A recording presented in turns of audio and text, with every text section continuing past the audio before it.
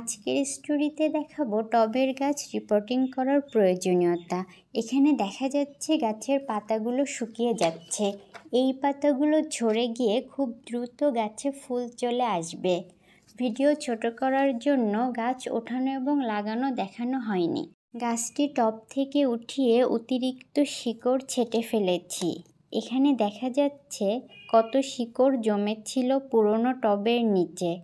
গাছের বেঁচে থাকার জন্য এর মূল শিকড়ই যথেষ্ট। অতিরিক্ত শিকড় টবের নিচে জমা হয়ে গাছের বৃদ্ধি বন্ধ হয়ে যায়। গাছটি রিপোর্টিং করা শেষ হলো। গাছটি আমি যে পটে রিপোর্টিং করলাম এর আকৃতি পুরনো টবের দ্বিগুণ। 2 সপ্তাহ পর আমরা দেখতে পাচ্ছি গাছটিতে কুঁড়ি এসে ফুলও চলে এসেছে। 3 সপ্তাহ পর গাছটিতে একটিও পাতা নেই। গাছটি ফুলে ফুলে ভরে গেছে।